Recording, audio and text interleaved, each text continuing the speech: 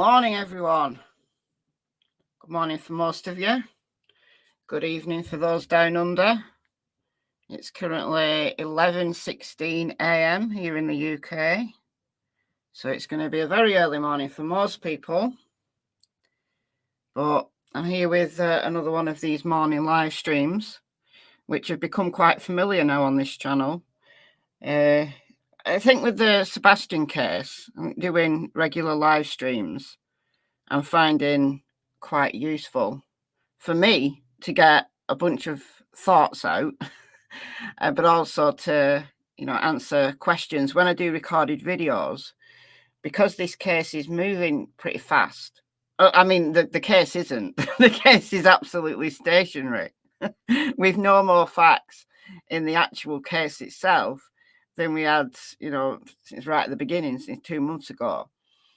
But it's all of the pantomime around it that's moving fast. There's always something going on. And when I do recorded videos, I find in the comments I'm answering the same questions. And I answer as many as I can, but I can't get through all the comments. I physically can't get through all the comments, or else I'd end up doing nothing else. So doing live streams, it does help in that regard, because I can answer questions as I go through. But today I want to focus on the facts we know, and to hopefully dispel some myths. So the title, The Truth About the Search for Sebastian Rogers. The truth is, this is a pantomime. Any case where, that becomes high profile on social media, people follow it not because of the facts. This is the thing, not because of the facts. It's because of the pantomime that surrounds it and the characters. And there's always villains like that. For a case to become high profile, there has to be a villain, like in a pantomime, like in a show. It's just entertainment. But these are real people with real lives. And this young man here on your screen should be the focus. And sadly, he isn't the focus. Sadly, he isn't. So, the villains in this case, it's mainly Katie Proudfoot, but also Chris Proudfoot. And who's the biggest villain? It kind of swings. And Seth has been the hero. But we've heard things now about Seth that are very, very concerning. So I'll go back to what I've said for a long time now, that Seth and Chris are two sides of the same coin. Personality-wise, they're very similar. And Katie's stuck in the middle. That's the truth that's just my opinion, right? You can choose your hero and you can choose your villain as you see fit. And everybody's welcome to have an opinion on this channel, as long as you're respectful about it. So there's that. So today I want to go back to Illuminati's live stream. So from the 19th. So yesterday, but the very early hours of the 19th for me. And in yesterday's live stream, if you caught it, I covered some of the questions that Chris Proudfoot answered. And I only basically scratched the surface, because this was a 7.5 hour live stream. Now, Chris came on about 3 hours and 20 minutes, 3 hours and 15, 20, whatever. More than 3 hours into the live stream, but he stayed. He stayed for a long time. I think he stayed till the end, more or less. He did. He stayed till the end. So there's a lot in this.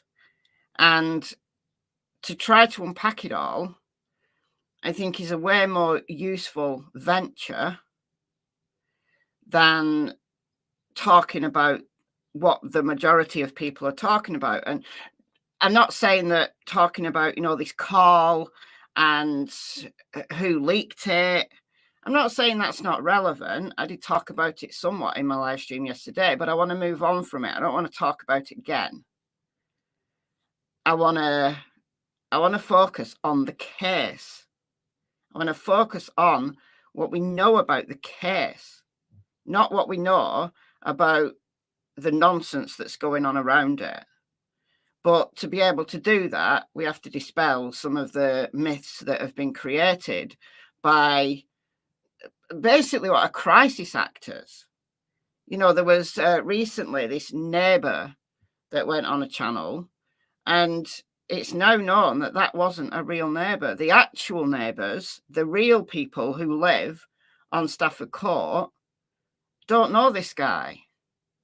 So all of the stuff that that guy said about Sebastian sleeping in the garage and a bunch of other stuff that he said, or the pressure washer, it was hard to believe at the time when that came out. I did a live stream on it, and I was like, well, all right, there's some things that the neighbours would see. Like if Chris had sprayed Sebastian with a power washer, it's very believable that a neighbour might have overseen that. But when you get into details like Sebastian sleeping in the shed, how would anybody know that? But yet they've been accepted. These things have been accepted by many people who are following this case as fact. There's a supposed cousin that's come out, and that's not real. But people accept it as fact. Those are not facts. The facts are what we know about the case from official sources. And then we can extrapolate and we can extend from it. We can theorize from it, but we have to make sure that we understand those facts and that we don't just accept as facts what people are saying on the internet.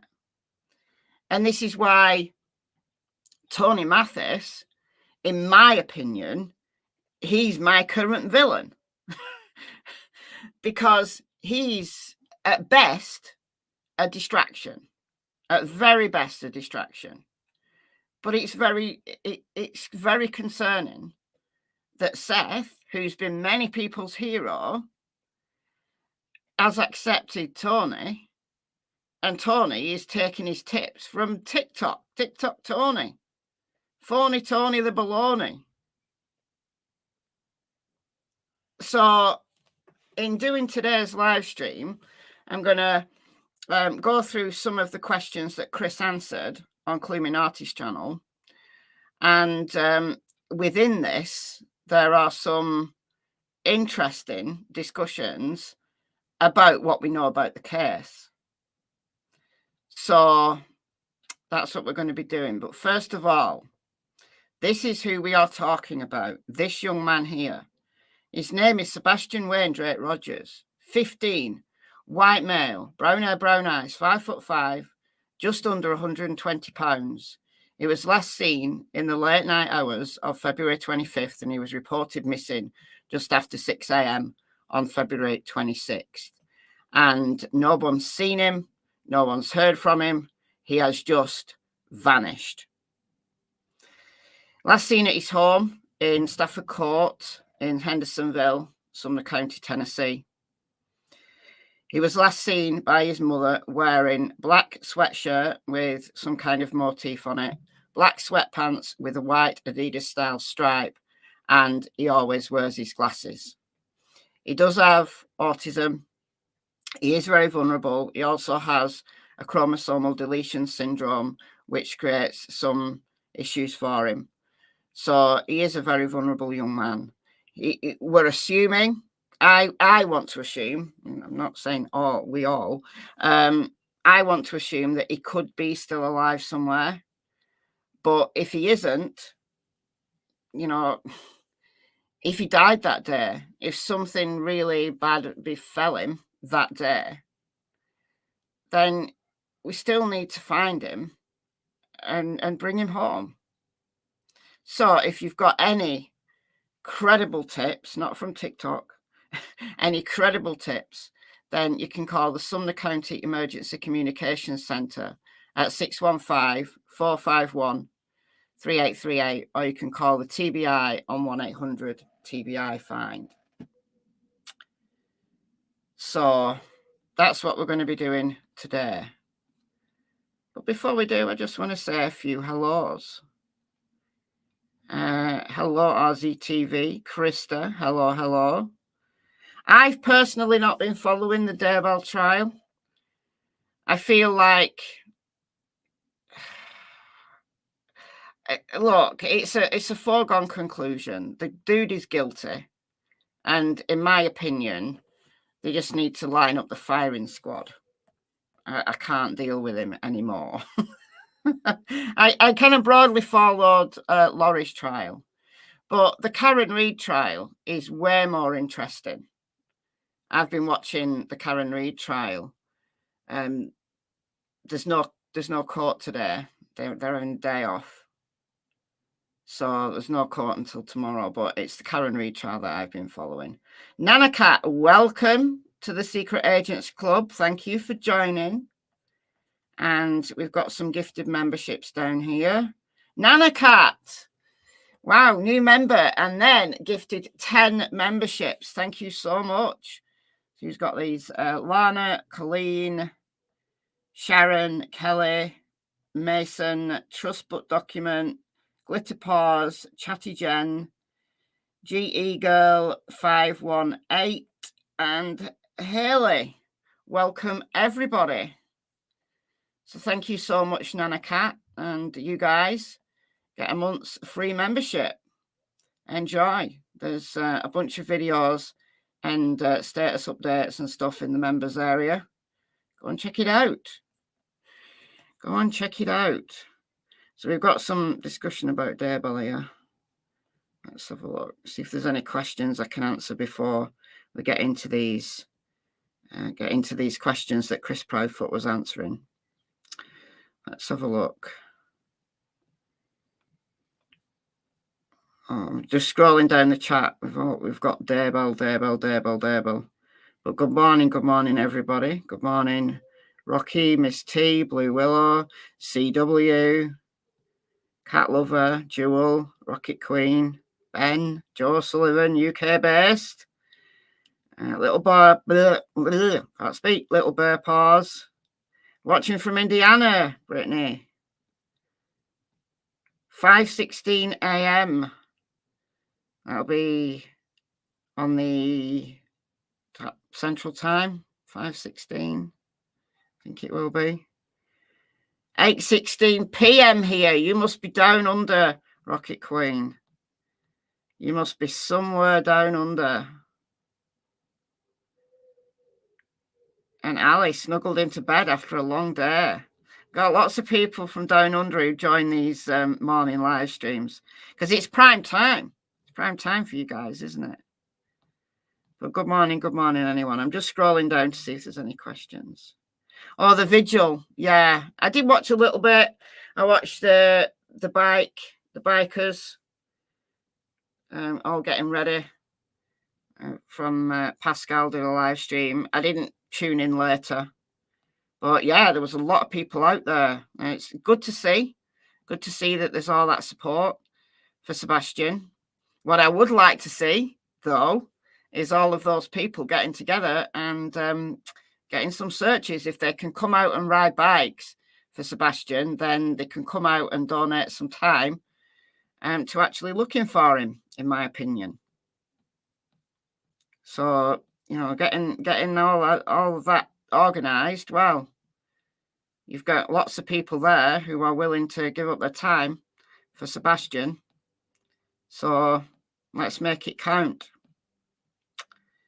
Still looking for questions. May not be any, actually.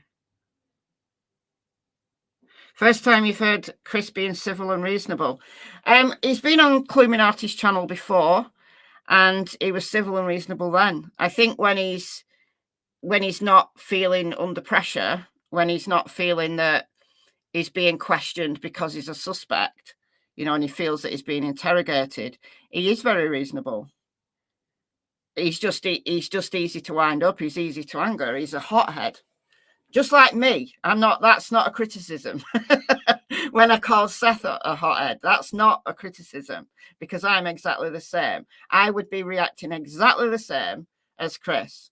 If a member of my family went missing, I've said this before, I would be suspect number one, because I don't behave during trauma, in a crisis. I know full well I don't behave like I'm expected to. I don't cry. I'm not emotional. I don't show anything on the outside. And I become very focused, very businesslike. And it's like part of my brain switches off and it's just focused on the problem. It's focused on the situation at hand and nothing else matters. So I would be suspect number one. And you better believe if anybody started to question me as if I was a suspect, I mean, anybody other than law enforcement, then I would be mad. I would be mad if people came to my house and started live streaming outside my house. I'd just turn a hose pipe on them and I'd just ruin their kit. They'd quickly put the cameras away. They'd quickly be protecting their tech, because there'd be hose pipes. I might even buy a pressure washer. But yeah, I'd be trolling people. I'd be going on live streams with a voice changer. I'd be commenting in Facebook groups, winding people up, taking people down dark alleys, because that's the way I am. So I can see what these guys are like, how they're feeling, but it's not helpful. None of it's helpful. But you know, you might as well have a bit of fun. So I see it. I see the way Chris behaves, and no, it's not helpful. Not helpful at all. But I don't know. Somehow I can understand it. I did talked about it yesterday, Cat Lover, in my live stream. But it's not something that I want to focus on. It shows Seth as not quite the hero that people have painted him as. But he's a human, right? He's a human. And I think he's believing all the wrong people. He's taking the case from, you know, his perspective in a way that's not helpful. And they're all under pressure. They're all under pressure. But Seth, in his desperation, he's starting to isolate himself, and he's allowing himself to be gaslighted by the likes of Tony Mathis, who's in it for his own reasons. He's not interested in the case at all. He's interested in creating a name for himself, a profile for himself.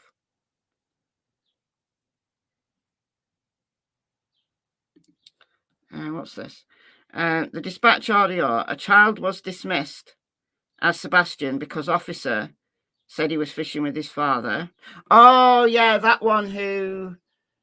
yeah, that was kind of later in the day. I'm going to have to listen to that dispatch audio again. Yeah, that was later in the day. So they saw a young man broadly fitting Sebastian's description, but he was with his dad. A child in a red t-shirt and black shorts shaking like he had autism. Yeah, I think they located, I think they were able to, you know, locate and ascertain that they weren't Sebastian.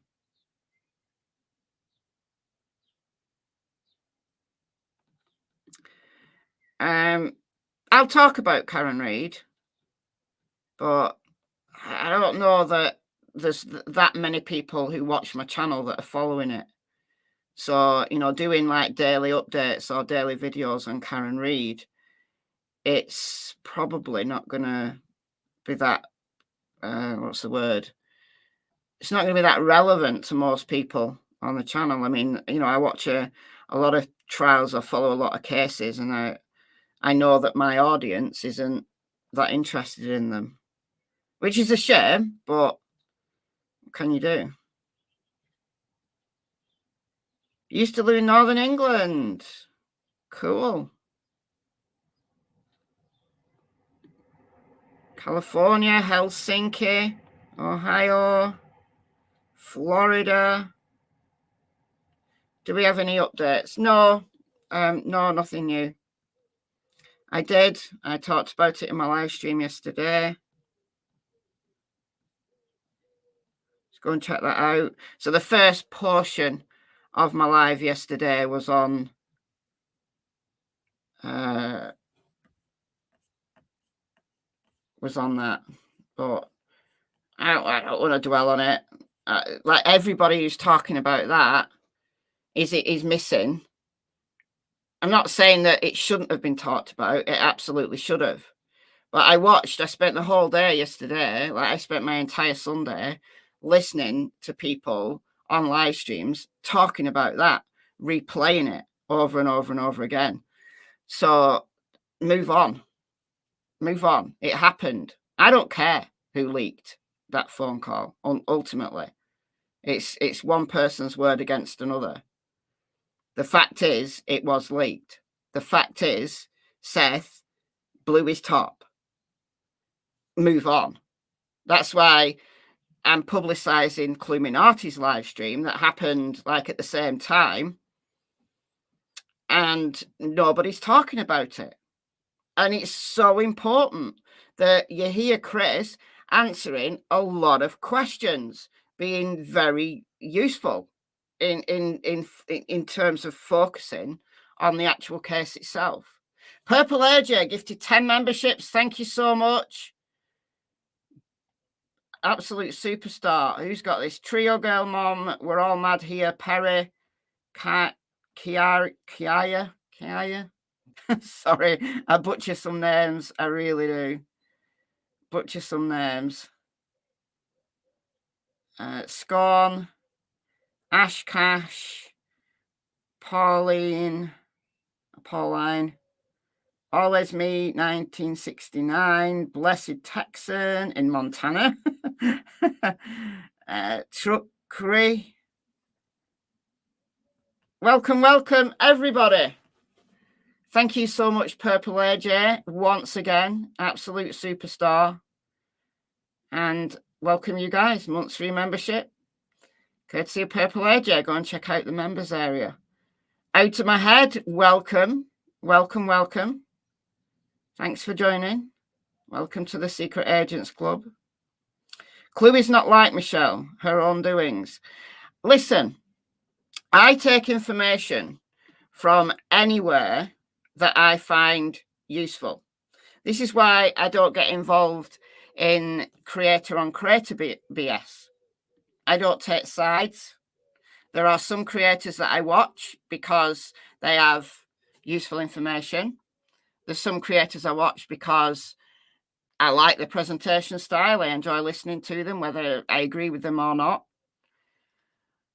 But I don't take sides. So I don't care if people don't like Cluminati, and I don't care who she's pissed off. This interview or conversation with Chris Proudfoot was very interesting. And Chris Proudfoot likes Cluminati. And when he's on Cluminati's channel, he doesn't feel attacked.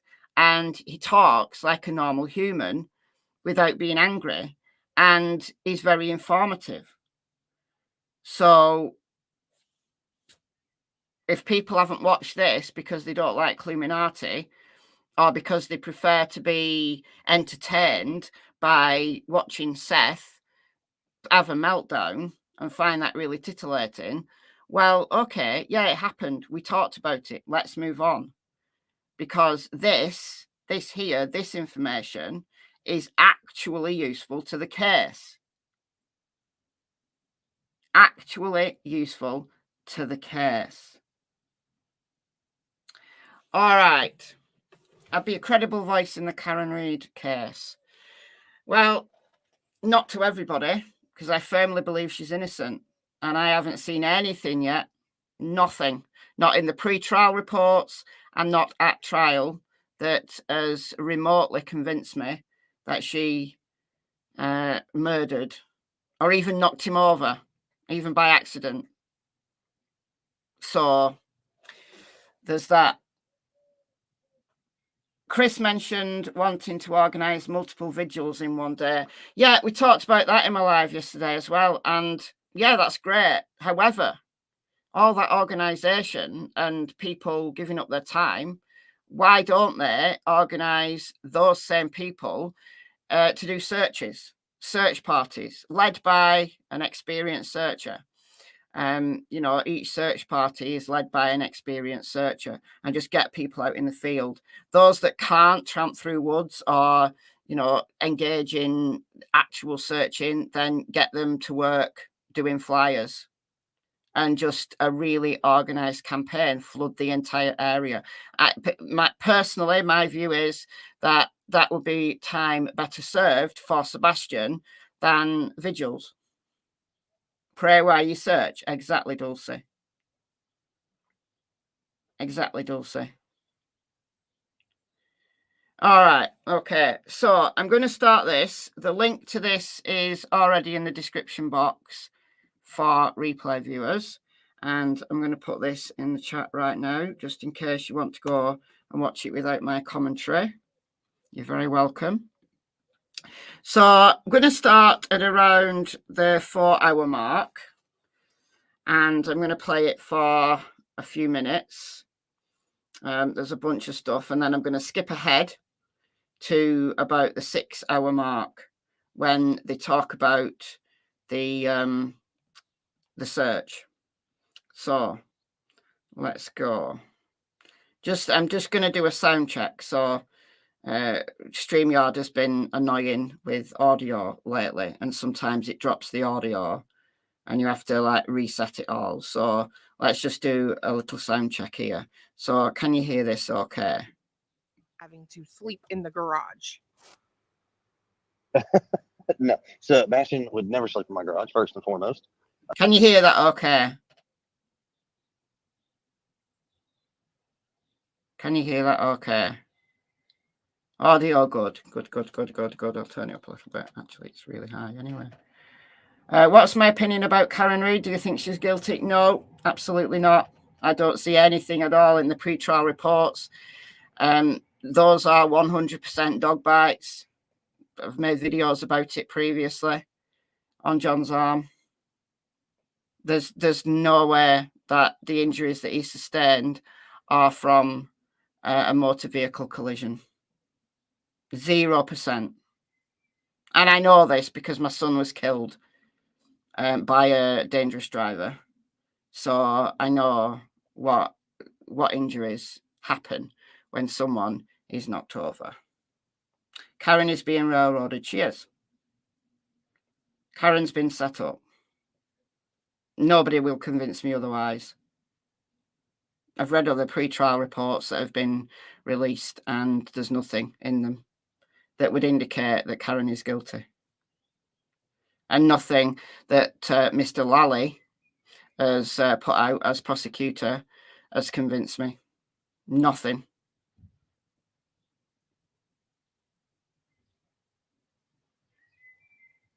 What's my opinion on Delphi? Do I think Alan is guilty? Oh, no, I've done hundreds of videos on the Delphi case. LMS. Hundreds of them. So go and check out my playlist on the Delphi murders. I'm on the fence as to Richard Allen. I don't think they've got a great deal of evidence towards him. I think the defence has put some convincing arguments together, but I am on the fence. The thing that concerns me is the way that Richard Allen has been treated. And he's had his constitutional rights just basically thrown out the window. So that doesn't look good. That does not look good at all.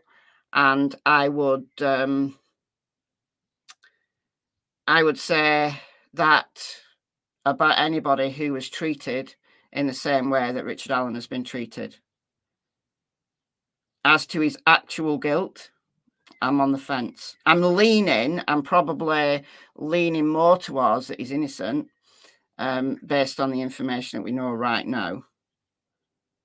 But I am waiting for trial on that one. However, Francis Gull is not allowing cameras in the court for trial or anything. So she wants injustice done in the dark. But I've literally got more than 100 videos on the Delphi case. Literally. You're out, Linda. Where are you going? You going out? They must know where Richard Allen's phone was. Yeah, it wasn't at the scene.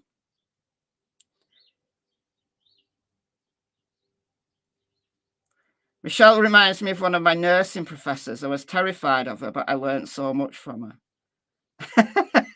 You scared of me, Nanika? Oh, don't be.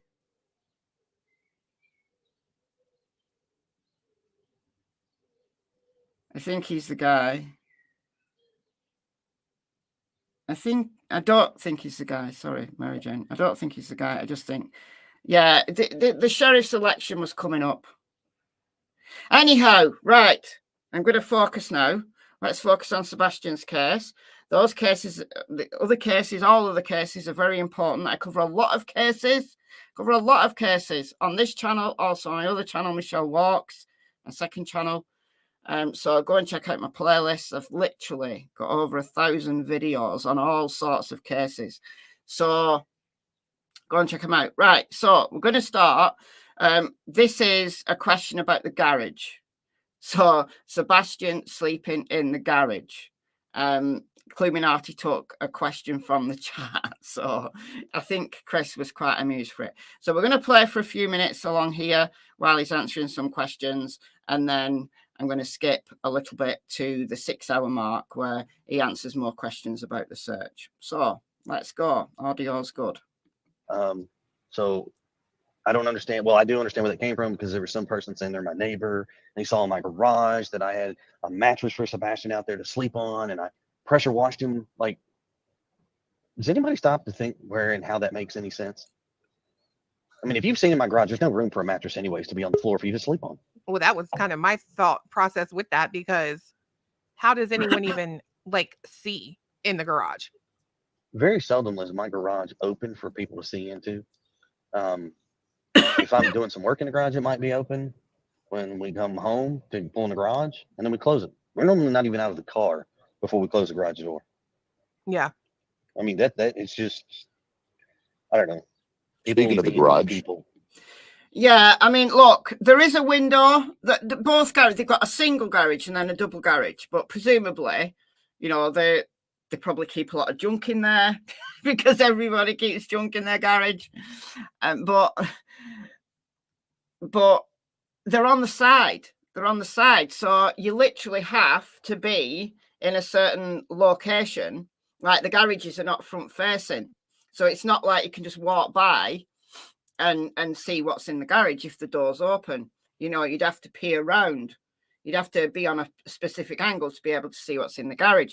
There is a window that's front facing, but I think you'd probably have to go right up to that window to be able to see anything. And you'd only see like one part of the garage because they've got a double garage and a single garage. They've got like space for 3 vehicles.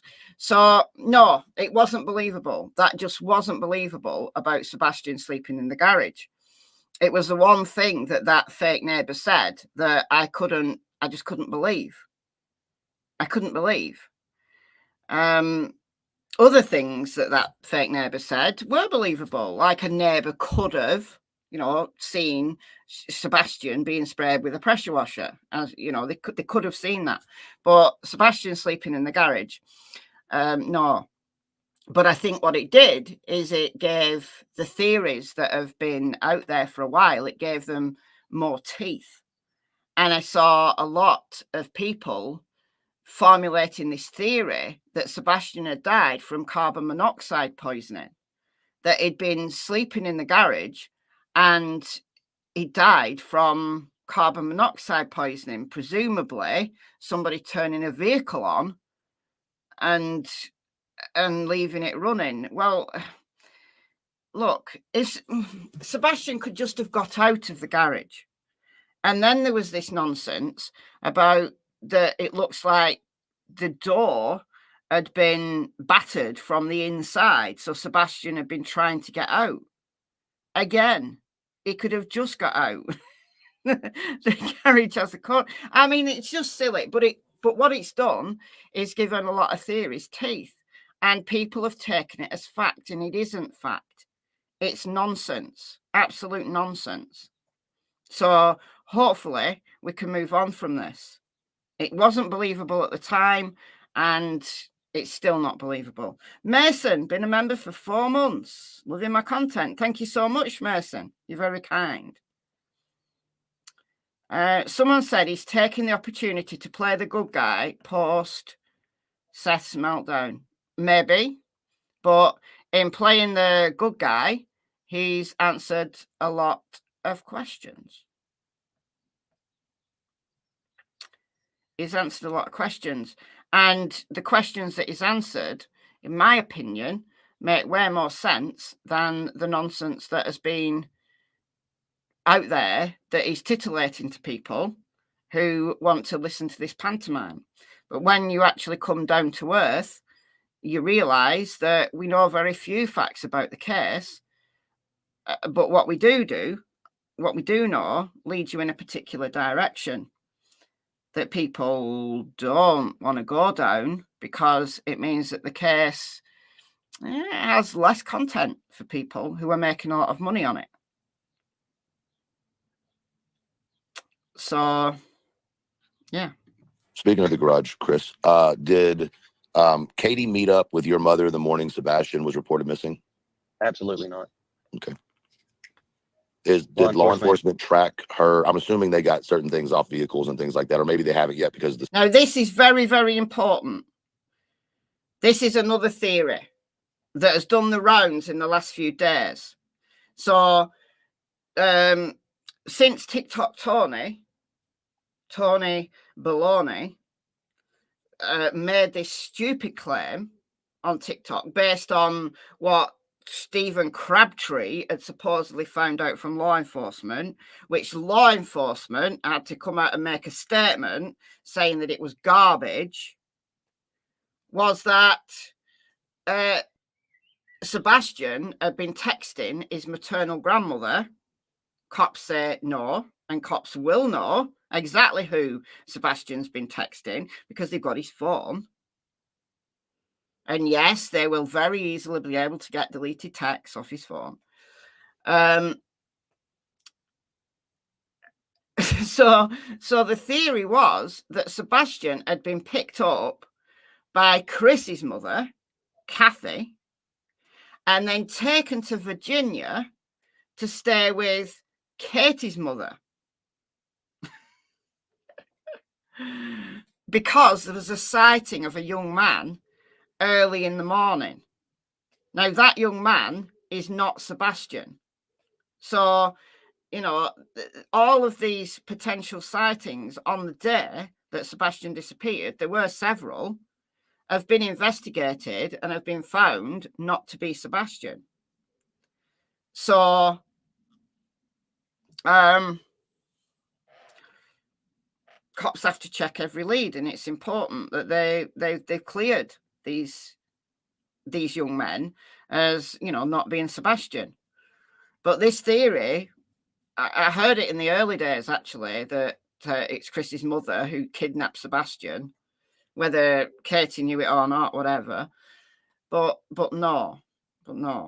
So this is very important because the entire family have been investigated. The whereabouts of the entire family have been investigated. The status of the case, but is there a track of the path that Katie took the morning she went out looking for Sebastian while she was on the phone with you? Yes, everything that you could almost possibly fathom for law enforcement to check, they have checked. Everything has panned out.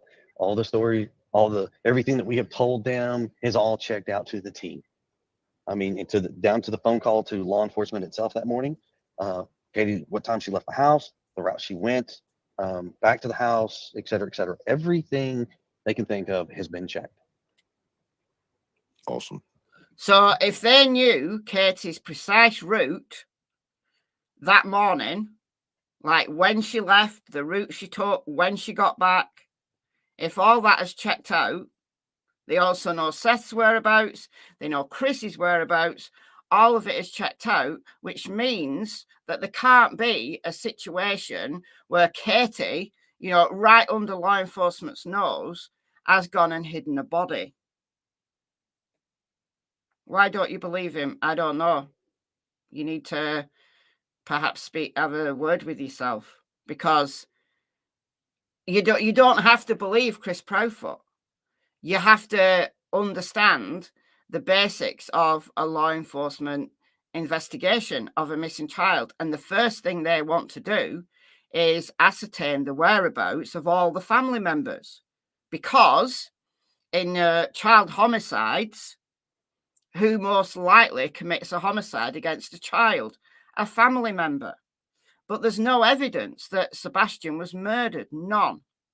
But what they have to do is look for that very early on. Try as much as they can to, you know, approve or support, find that support that the family are telling the truth about their whereabouts and about their the whereabouts in the last 24 hours, the whereabouts immediately. And if all of those details that the family have given them all check out, then they don't 100% clear anybody at this stage. But what they can do is be as sure as possible that the family are not involved. And if there's no sign of foul play in the house, there's no sign of foul play in any of the vehicles, and the locations of where the family members say they were all check out, then law enforcement can basically cross that off the list and say, look, the family are where they said they were. Unless they're absolute genius criminal masterminds, then we believe them. And law enforcement have good reason to believe that Sebastian walked away from that house and wasn't murdered and then hidden. Do you think that's why Chris was at work 2 hours early that morning? What do you mean? Do I think that's why Chris? I don't understand the question.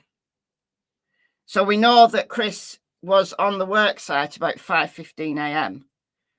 So are you saying that was too early for him to go to work? So do you know absolutely when his start time was?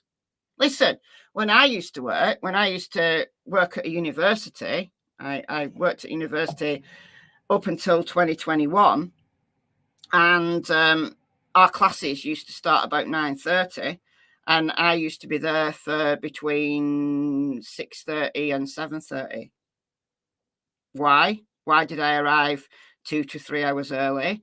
Because I like to go in early and get a bunch of stuff done before people arrived, because I struggled with work, not because of the work itself. The work itself I found very enjoyable and very easy, but I didn't like people.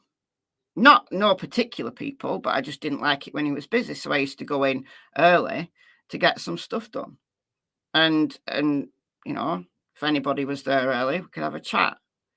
So we don't know what Chris's start time was. We don't know what his normal routine was.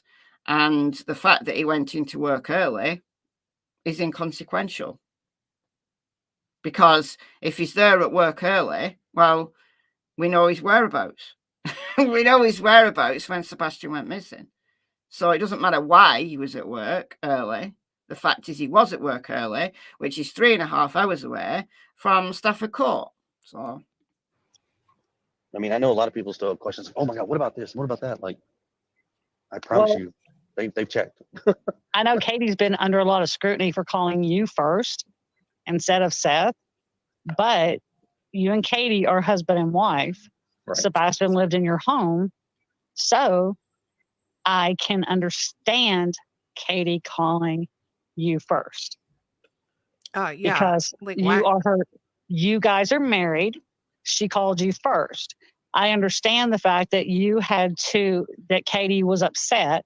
Mm-hmm. So if you had called 911 from your area where you were in Memphis, it would have went to Memphis Dispatch. So you had to call the Sumner County Sheriff's Office directly so that it would dispatch to there.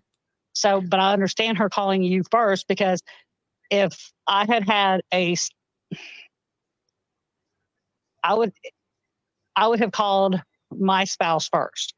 Yeah, damn right. Like, So Yeah, I mean, look, there's a lot been made about Katie choosing to call Chris before she called Seth. And I think the reason why people find that odd, and why people have really slated Katie for doing that, is because Katie's the villain and Seth's been the hero, and Seth's played on it. He's played on that. And if you just take a moment and just step back and think, what would I do when I was in absolute trauma? What would I do? Who would I call? Who would I call? And I'll tell you exactly who I called when my son was killed in a second. Rita, thank you so much for gifting 5 memberships. Thank you. Thank you. Thank you. So kind. Lulu, Mama Cons Bowl Cut. Mama Cons Bowl Cut. That's a mouthful. Catherine, Mel, and my cat's name is Carrot. You guys, welcome. You get a month's free membership courtesy of Rita. Very generous. Thank you so much. All right. Look, when my son was killed, my daughter called me, and it was very early, in the early morning hours. My daughter called me. She was in a right state. She was, I couldn't understand what she was on about. When I finally got the story out that Reese had been killed, then I was like, just in complete shock, absolute total shock. I just was walking about my house, like, oh my God, oh my God, oh my God. And then I don't know how long that happened for, maybe 10 minutes. I don't know. I have no idea. I have no idea of the time. I have no recollection of the specifics of that day, except for I went into autopilot. I kind of snapped out of it. I kind of switched personalities into this massively organized, professional, just very business-like person. And that lasted a month. And I remember the day when I just came out of it, like my brain just changed. It's weird. It's weird what trauma does to your brain. But I called, who did I call? I felt I needed to call my mother.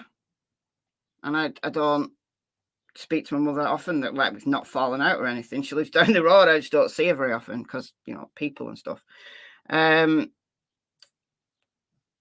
So I called my mother because I knew that she'd spread it.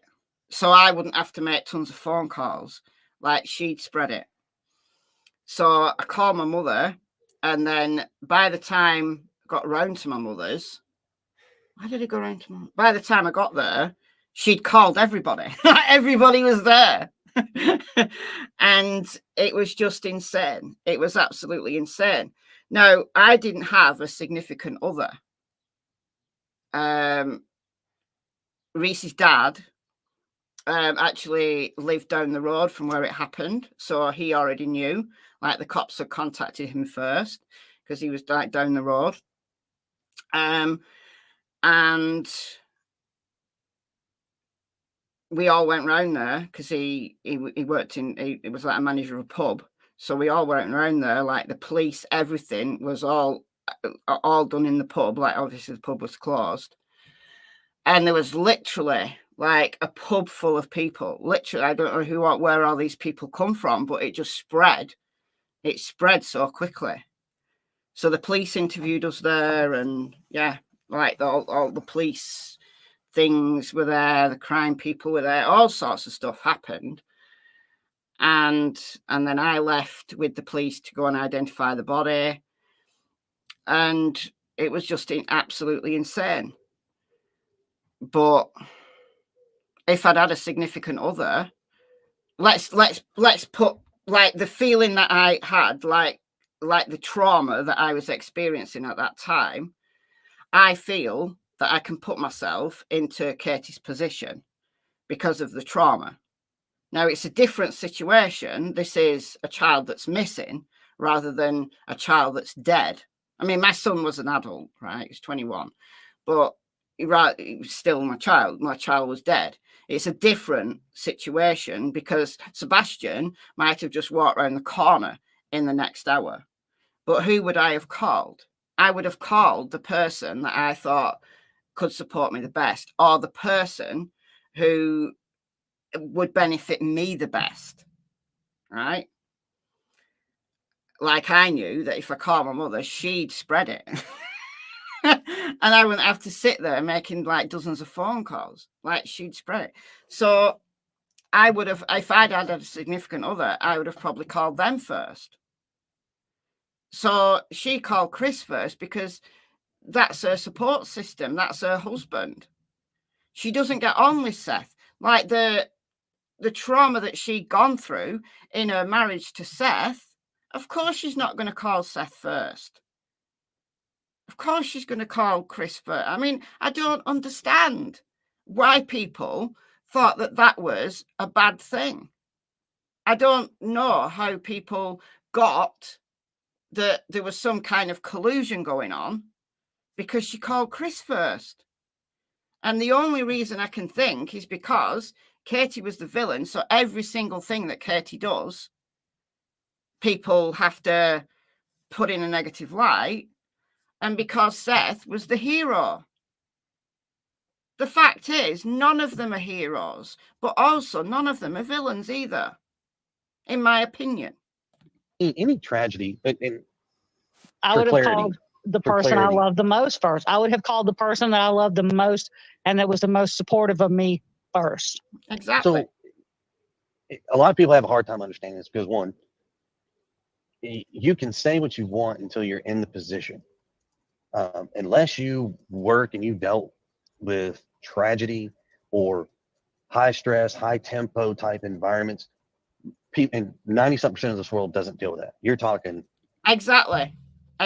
You only know what that feels like if you've had a very severe trauma, like a close member of your family dying, or you've been in a war zone, or, you know, a really severe trauma.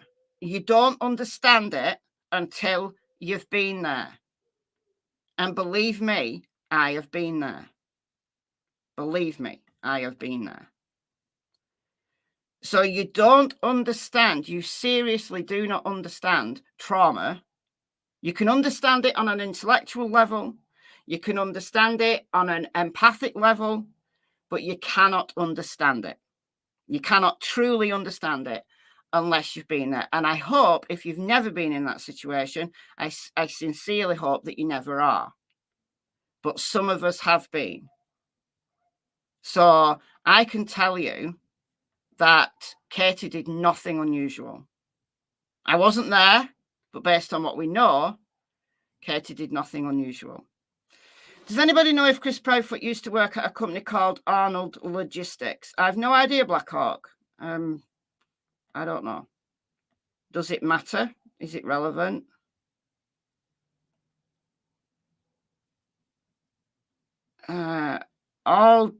Ollie, do you know if it was light billing or severe? I don't know what that means either.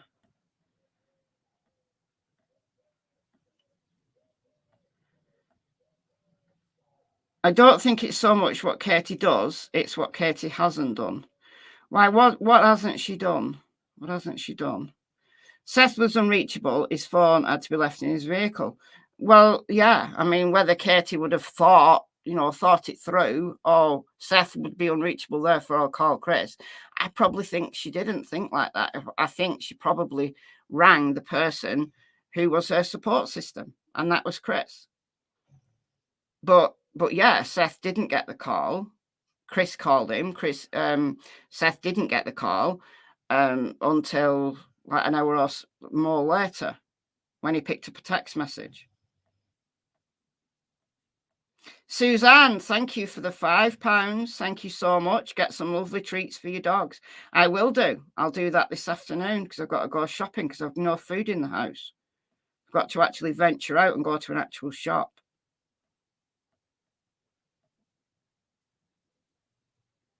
He found a discrimination claim that was filed back in 2012. Chris Proudfoot versus Arnold Logistics. Seems Chris had an issue with discrimination. Well, if you can confirm that's the same Chris Proudfoot, because I'm sure there's more than one Chris Proudfoot in the world, so you'd have to make sure that you could confirm that it was actually him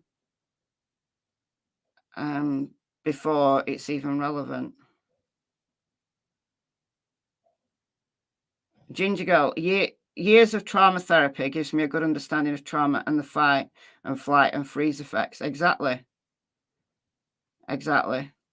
There's fight, flight, freeze, flop, where you just become flop it's a strange term, but it just begins with F, and it's where you just become very compliant, like you just follow orders, like it's like a survival mechanism, really. If you get kidnapped and you're the kind of person who flops and you just become very compliant, it can actually save your life. My dominant response is fight. So if I was kidnapped, I'd probably be murdered, because I would fight, and I would be awkward, and I'd be escaping, and I'd be plotting and scheming and whatever. So they'd have to either drug me and keep me unconscious, or they'd have to kill me. They should have called Seth's work. Why? Why? I mean, yeah, they could have called Seth's work. Maybe if, by mid-morning, Seth had not got in touch, maybe they would have. But the ultimate thing is they're there on the ground. Katie's there on the ground, and she rang her support network, who was Chris, and she rang the cops. Seth is irrelevant, other than informing him and then allowing him into their home. There's nothing else Seth could have done at that precise moment. At that precise moment, when it was all going down, when law enforcement needed to be informed, you wouldn't wait until Seth answered the phone, would you, before you rang law enforcement to keep him in the loop? You do it. You just do it. You just react.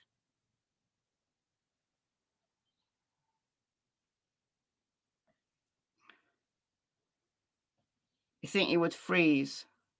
A lot of people do. In violent crime, such as sexual assault, most people freeze. I fart. That's funny, Ali. We call it fawning, not flop in Canada. Fawning's probably a better term. I just learnt it as flop. I got my trauma training, and like courses I've been on, it's just called flop. Fawning's better, though. I think fawning's better.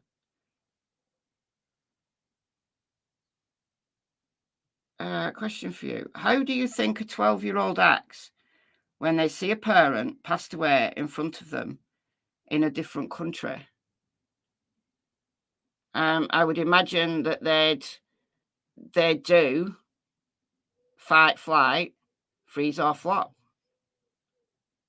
because that's the acute trauma response. So if a kid witnesses the parent being killed, then they're either going to freak out and fight, they're going to try to run away, they're going to just freeze, or they're going to flop, they're going to fawn, they're going to be very compliant. So I don't know whether that answers your question. And it doesn't matter what country they're in, because the trauma response is the trauma response. It's part of the autonomic nervous system. And it's not just a human response, it's across the animal kingdom.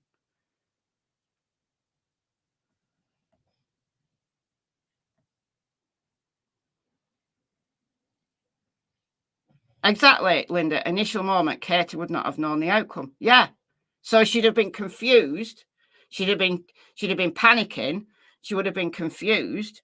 But there was no reason at that particular moment, there was no reason to suggest that Sebastian was dead. It was just Sebastian had gone. So the dominant response of law enforcement is to find him. Right? Ultimately, it's to find him. You know, Sebastian could have come walking around the corner any minute, and it could have been like a false alarm. Like we're looking at it with the benefit of hindsight.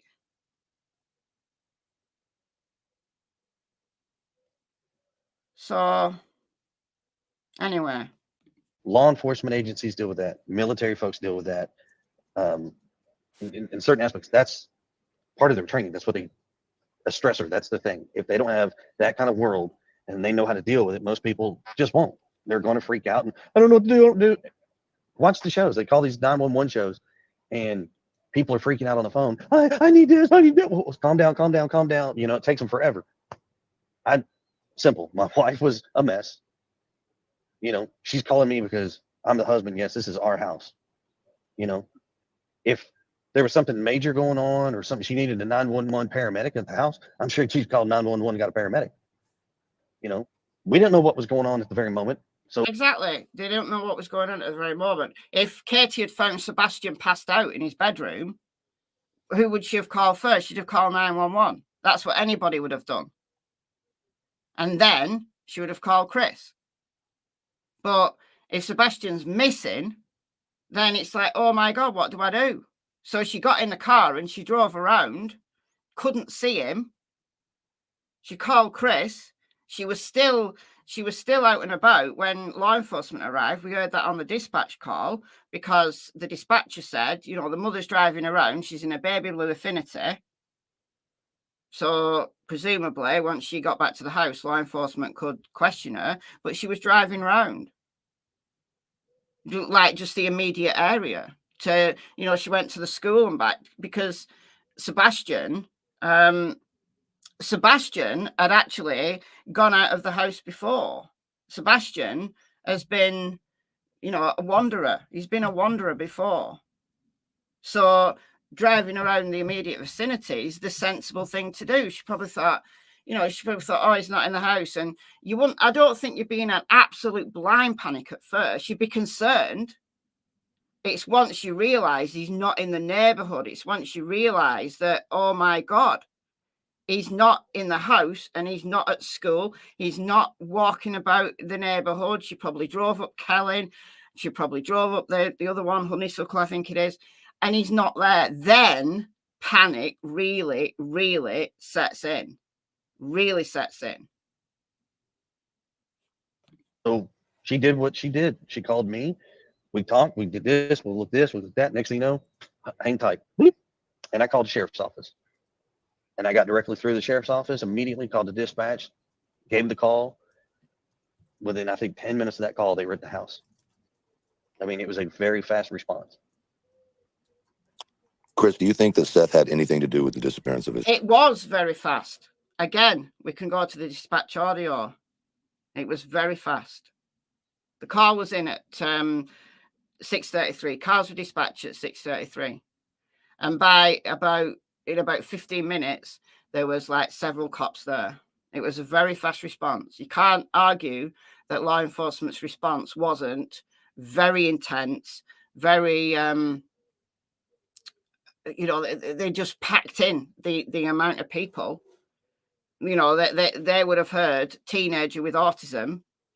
They know that teenagers with autism are alarmed to themselves. Well, teenagers generally are alarmed to themselves, but you know, a child of teenage years can cover a lot of ground in a very short space of time. You're not like a little kid. You know, they can cover a lot of ground, and if he could have been missing for 6 hours. He could have gone at midnight. So once the cops get this basic information, they know that time is of the essence, and they got a bunch of people out there.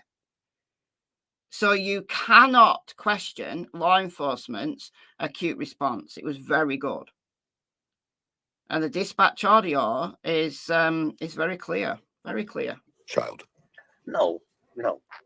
100% at your soul. You don't believe I you, don't Katie, feel or he Seth. does. No, absolutely not. And everybody will has their own opinions. But Seth was at work. After I got off the phone with law enforcement, I told Katie, I said, I'll call you right back. Next phone call, the immediately next phone call I made was directly to Seth. Immediately. I called his phone. There's Cluminati's chat. Tony Mathis. I wonder whether that was the real Tony Mathis. Message deleted. I wonder whether that was just a troll or the real Tony Mathis. That's interesting. I hadn't spotted that before. It went to voicemail. I didn't leave a voicemail. I sent him a text. As soon as you get this, call me immediately. 911. Still to this day, that's exactly what I told him. And he called me, and I told him, and I'll never forget that conversation. It was a troll, was it? I guess for people who were there in the live would have known it was a troll. I won't. Nope. But I told him. He went to the house. I mean, I don't know. I mean, when was this? It was yesterday. This was yesterday. It was like it happened overnight. So the early hours of May 19th, my time. So for you guys in the US, it would have been late at night on May 18th. So less than 2 days ago.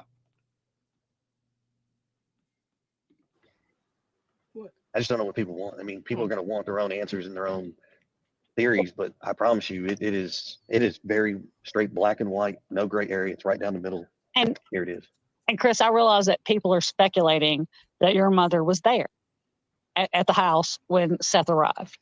And everyone's like, oh, Chris's mom was there. And I'm like, y'all don't understand. Y'all don't know what Katie and the relationship between Katie and Chris's mother was like. And Chris probably called his mother to have her go over there and be with Katie until he could get there to comfort Katie. Yes, I did. I did ask my mom to go to my house. See, yes. That's what I have been trying to tell people. And again, that, the fact that Katie Bowersox, Chris's mother, was there, people have thought, oh, well, she was in on it. She was in on it. No, Chris knew that it was going to be several hours before he could get there to actually be, the support for Katie. So he asked his mother, who's just down the road in Gallatin, to go and, go and sit with Katie. Again, I don't think that that's a strange thing to do. Katie she would have been in bits. And the longer it went on, the more panicked she'd become. That as the hours passed, and Chris had to wait to get cover at work before he could even set off. So it was like early afternoon before Chris actually got there. So you'd ask a family member to go and sit with Katie. Did you miss a troll? No, you didn't miss a troll, CW. It was in Cluminati's chat. There was a fake Tony Mathis in Cluminati's chat. So no, you didn't miss anything. The guilty ones didn't show up at the vigil. Everybody knows who's guilty. Listen, if you were Katie or Chris, would you go to a vigil where there's hundreds of people there and people are live streaming? All you would be at that vigil is content for people. So absolutely no way should Katie and Chris go to those vigils. Absolutely not. Well, he had her go there to be. You had her go over to be with Katie until you could get home. So here's a little cool little tidbit. So you know how certain phone companies have these trackers for their phones to track their kids and things like that. Right. So we have that. And it's not just me and Katie and the kids. It's actually my whole family's involved with it. And we have that Live 360 on our phones. And if people stop to, and it's, oh God, there's no way I could do that Live 360 with family members. Like, I don't care where other family members are. I don't want to know where they are. And I don't want them to know where I am. Not that I go anywhere that's unusual. I just feel I don't get it. I don't get why people have these trackers on their phones. Why everywhere? I mean, I suppose I could understand it for people who are like helicopter parents and, you know, they want to know where the kids are at all times. I get that. But no, not for me. But apparently Chris's family, they all do the Live 360. Well, if they've all got Live 360 on their phones, well, it's easy. It's easy for law enforcement to look where those phones were. Very easy for those, law enforcement to know where those phones were. this is what I was leading to. But if people would just stop and think about this, the first 8 days. You have 360 on my mother because sometimes you worry about her. I guess if you've got an elderly family member, maybe in the early stages of dementia, maybe Live 360 is important.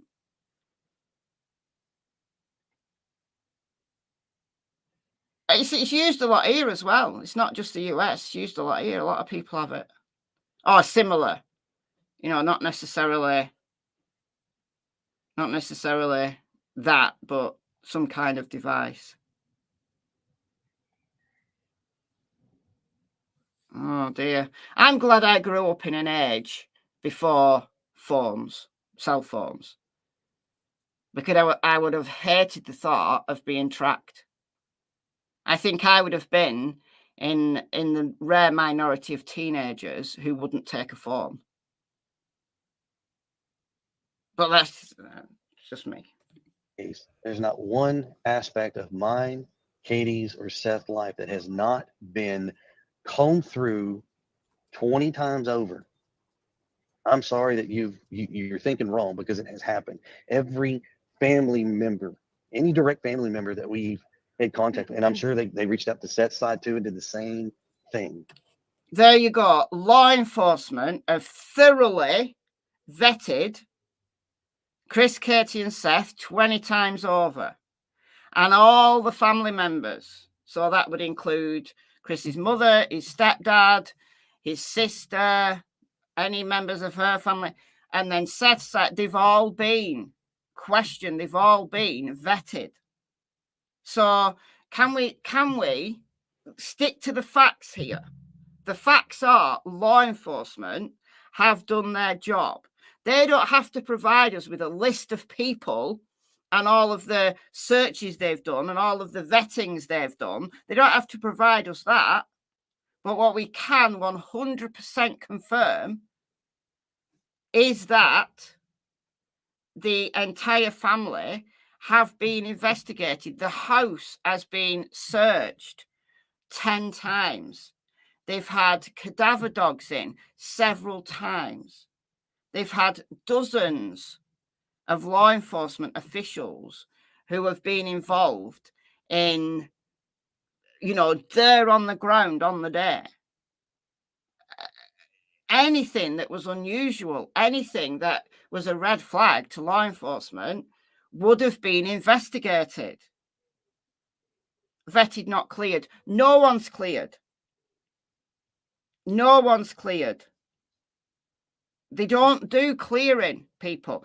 Right, those of you who followed the Michael Vaughan case, we had this exact discussion with people who believe that the Vaughan family were responsible for the disappearance of 5-year-old Michael Vaughan, who has now been gone for nearly 3 years. Very early on in the investigation, we didn't know, we weren't aware of it, but they knew. Law enforcement had suspects. They knew. They absolutely knew that, the suspects down the road were the likely abductors. They knew Michael had been abducted. It didn't stop some of the idiots on the internet from blaming Tyler Vaughan, Michael's dad. even though he was on camera. He was on camera. And they could still blame him. They still thought Tyler Vaughan was a criminal mastermind who was able to murder and disappear his son within 15 minutes and be on camera. Be on camera in the neighborhood. It's insane. But people believed him. And he failed his polygraph. So that gave them, teeth. Gave them teeth to blame him. He blamed his polygraph because he was so damn guilty that Michael had gone missing on his watch. So he felt dreadful. So that response, that horrible feeling, obviously communicated somehow to the polygraph, and he failed it. I think he failed twice. But the cops knew. The cops knew Michael had been abducted, but they didn't clear the family. They didn't say the family have been cleared. What they used was the same terminology that law enforcement always use. They basically cover their backs and they say, the family have been cooperative. We've no reason to believe that the family are involved. We've no reason to believe that the family were involved in foul play. We've no reason to believe that Michael was murdered in the house. Those kind of things they could come out and say. But they don't use the word cleared. They don't. They never use the word cleared. You find a child case in recent years where they say 100% the family have been cleared. Go and find one and come back and report to me. All right. I mean, everybody who had a possibility, they have interviewed, they have alibis, they've got evidence. This person was here at this time. This person was here at this time. And that's what kind of upset me that night on that show when Seth said that, because Seth knows that my mom was interviewed. He knows. I mean, the law enforcement here was there in my house, and they told us all about it. I mean, it's it's so simple that it's probably a very boring case if you took away all the crap. Is just a simple, we have a 15-year-old autistic child that is missing. And unfortunately, the best part about it is he has managed to do this without any evidence left behind whatsoever. That is the most unique aspect of this case. And the fact that he has, I've done videos on this, the fact that he's disappeared without a trace, at the time, in that neighborhood, where those cameras were, I've done videos and videos and videos about the track the dogs took, the cameras, the positioning of the cameras, how far the cameras away from the road, all of that stuff based on law enforcement facts, based on, I'm going to have to do another live stream. I've done it once already, so I will apologize to people who've seen it all already. But I've gone through the dispatch audio and tracked every camera. But I'm going to do it again. I'm going to do it again in one big live stream. I did a live stream going through the whole dispatch audio, and I've done videos, several videos on the positioning of the cameras. But I'm going to do it again. I'm going to do it all live to show you that Sebastian easily could have got away in that time, in that location, without being caught on cameras. And that's facts. That's from dispatch and basic measuring of how far the cameras are away from the road. So I'm going to do it. I might do it tomorrow, actually, unless there's any kind of breaking news tonight, more drama and nonsense. As long as we don't have to talk about all that.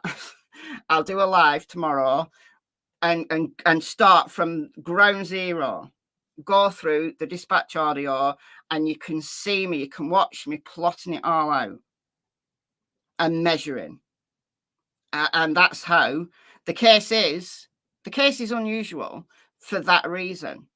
But Chris is absolutely right when he says that the case itself, the actual facts, we've got a missing child. all the salaciousness, all of the drama, all of the pantomime has been invented, and there is an incentive for creators to carry that on because it's very popular. I mean, I'll do a poll. I'll do a poll right now, and I'm gonna do what do you think happened to Sebastian? All right, so we're going to have foul play, Chris and Katie, and that would include their family, but I only have a few characters to use. Foul play Seth,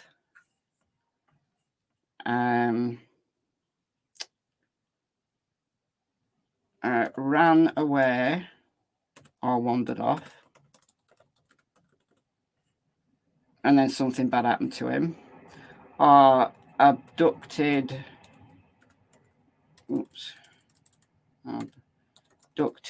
by external person.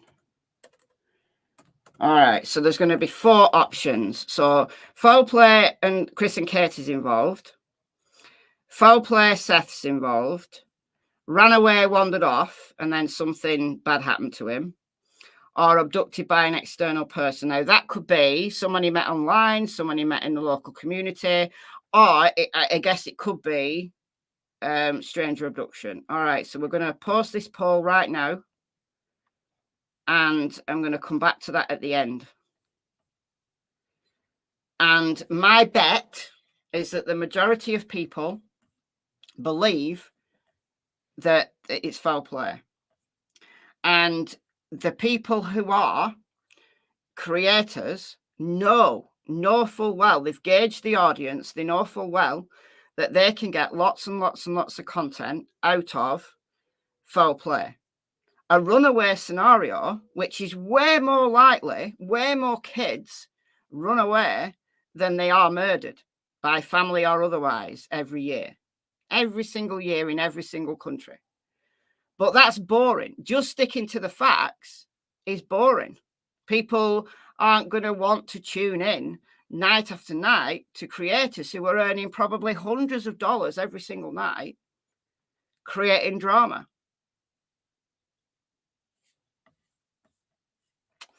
And that's the nature of the beast of social media. And you have to be discerning. You have to be discerning. Anyhow, right, I'm going to move it on to, it's about 6 hours and 27 minutes. And Chris talks about the search. So it's very, I mean, look, listen, I'm skipping loads. It was so informative. This live stream was so informative. Could it be a combination of 3 and 4? It can, but I can't. The poll doesn't allow you to click to. It's one of my theories, Perry, that he wandered off and then he was abducted. It's unlikely in the neighborhood, but it's possible. I think if he was abducted, he's probably more likely to have been abducted by somebody that he'd had a previous encounter with, somebody who he thought were his friends. But that's just my opinion. That's just my opinion. So we've got 185 votes so far. But all right, I'll only close the poll at the end. So I'll give you loads of time to vote. All right, so this is about the search. There's a beauty in all of this, regardless, because it's still keeping Sebastian Wayne Drake Rogers' name in everybody's mind. So, like I said, I think that's a positive. But I do get your frustration as well, where you see things that is not coinciding with what you feel comfortable with in your home. Well, I do. I wish that. This is the tail end of a conversation about people wanting to search the home, people wanting to bring, dogs in to search the home, when dozens of dogs have been around the property. Like several times, cadaver dogs have been around the property. We're appreciative that they keep his name out there. I just wish they would focus a lot more on Sebastian and not so much of the negative. But I mean, it's gotta come. If you want one, you're gonna get the other. It doesn't matter. You gotta be willing to take one to get the other. Right. And that's where we are basically with it. So anyway, the question was, is there any that you like? Sorry, I didn't mean to get sidetracked on that subject. We like Duchess, Clues, trying to think. I know it was kind of on the spot question. No, so I hear hers every so often. I may get this right. Is it Queen Bee? Yeah. Queen Bee. QB. I hear hers every once in a while. I think hers is pretty good. This is the tail end of the conversation. He talks about search in a minute, but it's very clear that all the family are watching all of these live streams. So you can understand the frustration that Chris has when his personality is a hothead. And, late at night when he calls into shows that have been really adversarial towards him, you can understand why he blows his top. It's not helpful. It's no way helpful, but I can kind of understand it. I can understand it. I wish they wouldn't. I wish family members would not do that. Like I said, this all the way through Summer's case with Don Wells. He was giving us all a lot of content, but it just, none of it was helpful. And he stopped. Thankfully, Don Wells eventually learned his lesson. But yeah, for these families, it must be so difficult to know that all of that's going on. And I don't know, you must feel compelled to watch. There must be some kind of compulsion to watch because they're talking about you. And the wilder the theories get, the more incredulous it must sound to people because it's an absolute pantomime. But these are the real people, the actual people. They're not just characters in a pantomime. He's trying to damage control. He's not, He's not. He's being very frank on a channel that he feels comfortable with. He's answering questions, and you only need to go and look at the basic facts that the TBI have put out to show that he's telling the truth.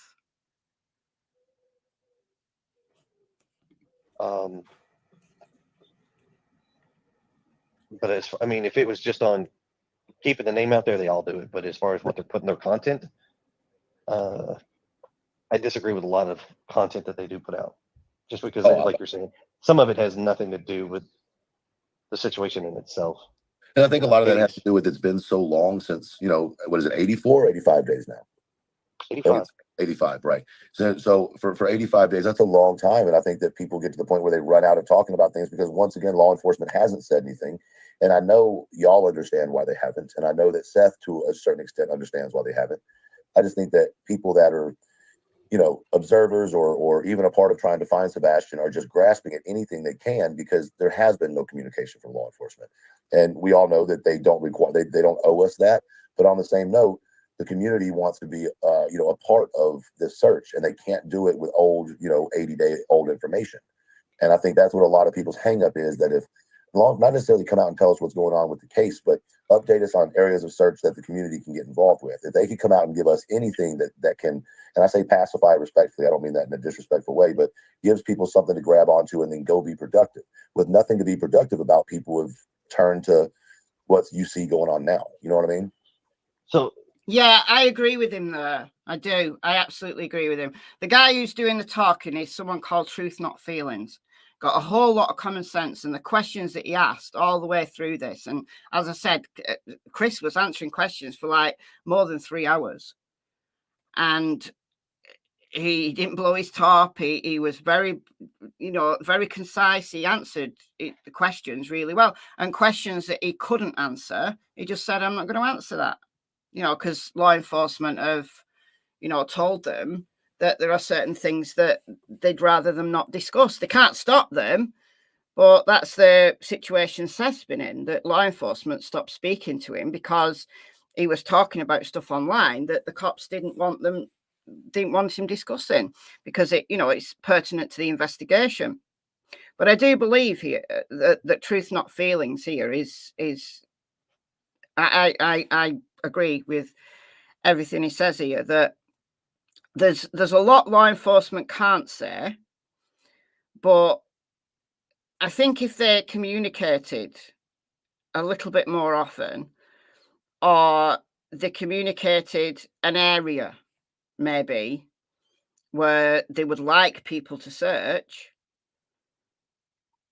I think it would be helpful. In a void, when there's no new news and a case has garnered as much attention as this one is, when there's no new news, people make up their own stories.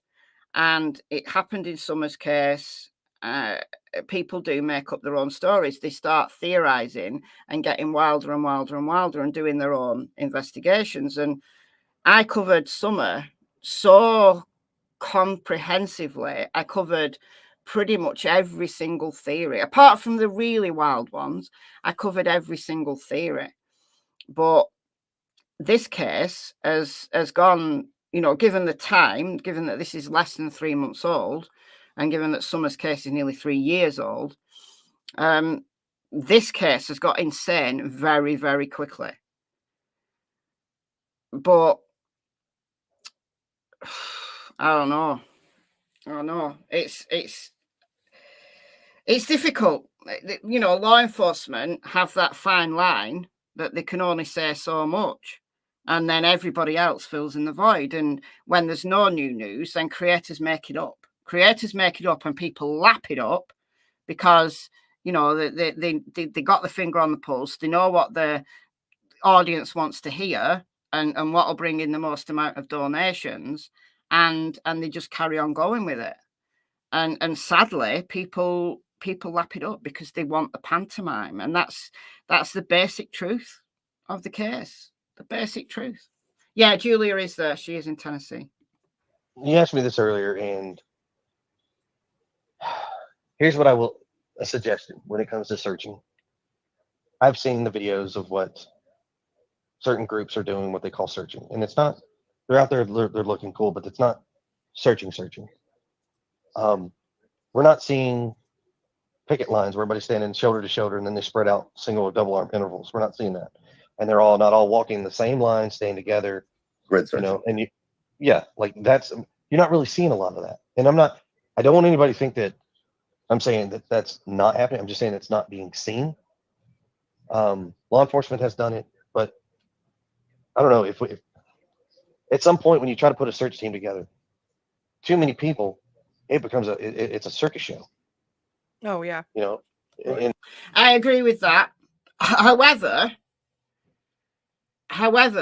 the fact that some people have actually gone out, in the local community, have actually gone out and done some searching, even if it's not highly coordinated, professionally done grid search, at least people have been out there, and that's great. And I will always support people who will do that, as long as they know the basics, as long as they know that if they do find something, don't touch it and call law enforcement, as long as they're sensible with it.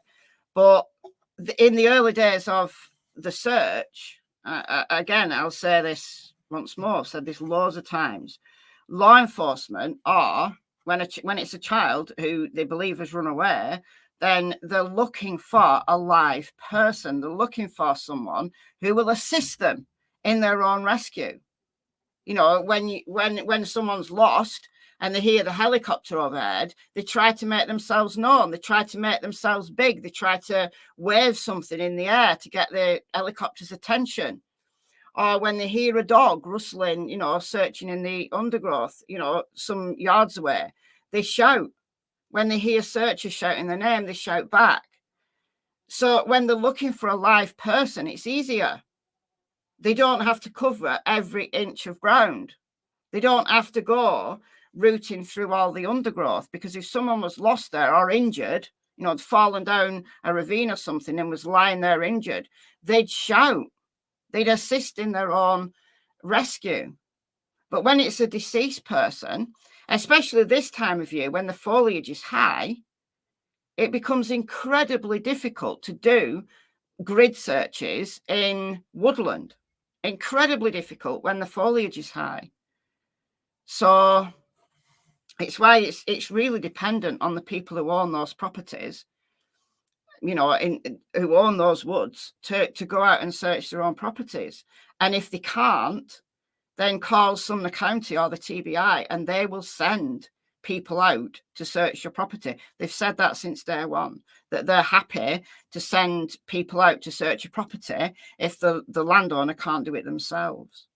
And that's the hard part of this. You know, you want to be able to, don't get me wrong, I'd love to be able to put 400 or 500 people together and we just make this big old line and we just start marching, going through an area and just staying in the line together. And God only knows how much we could cover that way. But I mean, that's a lot of people. You know, you're going to need medical people to be there with you in case somebody like sprains an ankle, gets hurt, something, you know. But I think we have some of those resources, or there are some of those resources available. But I think, like I said, it still goes to if we need, and we do need, the everyday person to be involved and to spread the word, then we have to give them something to do. And a lot of people want to go search. And I know that putting together something big like that is a lot of work, but there's a lot of groups that want to go, just, you know, maybe 5, 10 of them. And if law enforcement would just release where would be some possible places to search, I think that would be an amazing start. So if you have any way of communicating that. I entirely agree with him. I entirely agree with him that there are people who want to go out and search, who do have expertise.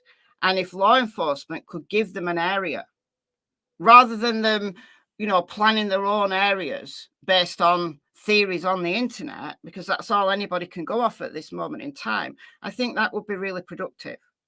Thank you, Fixing Two, for the $10. That's very kind of you. I'm sorry, Michelle. Truly appreciate your work, but Chris doesn't deserve a lollipop for his good behavior on Lou's channel. He's proven out of his own mouth that he's a pathetic human. Well, thank you for the $10, and I do agree with you. And no, I'm not giving a lollipop to him. I'm saying that this is a very productive, very useful live stream where Chris is answering questions that are very useful. That's not a lollipop. That's just stating a fact.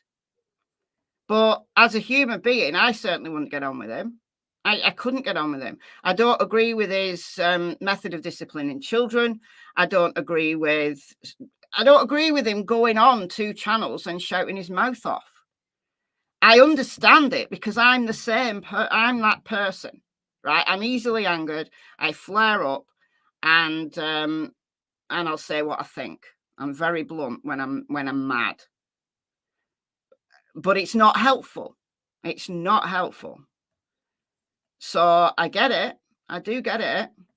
And this is not a lollipop session. This is looking at questions that are being asked and answered that are informing me, and hopefully informing you as well, that law enforcement, I'm focusing this on law enforcement have done all the things that they should have done. They've covered all of the different angles that they should have done. So people need to move on from, oh, have they had cadaver dogs in the house? Oh, did they do luminol? Oh, did they do this? Did they do that? They need to check Chrissy's family. They need to check Kathy and Terry. They've done all of that. They've done all of that multiple times over. So let's move on now and think Sebastian is missing. It doesn't look like he's been the victim of foul play by a member of his family. Therefore, let's move our interest elsewhere. And Truth Not Feelings is absolutely right here that I do wish law enforcement would do just a little bit more communicating and help the searchers out, because there are genuine people who want to go out and search, and law enforcement, just a little bit of help, I think would be very useful at this time. I mean, I think that would at least give people that want to be doing the right thing, going out and doing things and searching, it would give them something to do. You know what I mean? So I have some information. I'm not going to say where I got this information from, and I don't want people to speculate, but if you read statistics and everything like that, if you believe in those numbers, outside of a 5-mile radius, I would start going north in either northeast or northwest, but definitely gravitate north. You know, if you put two or three groups together, one goes, let's say northeast, one goes northwest, and one goes north. Right. Statistically, you know, if you look at how it goes, SEER or like search and rescue, things like that, that's probably going to be an area where I personally would start. Hey, Clue. Yes. Can you do me a favor, please? Can you pull up the area map so he can show where he's talking about, like from a stretch out?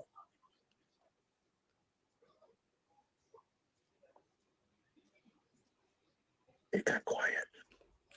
I'm working. That was aggressive. And that was impatient. No, it was awkward silence. That's what it was. Well, Bum bum bum bum. hush. I'm trying. It takes, you know, some finagling to like do all this, bro.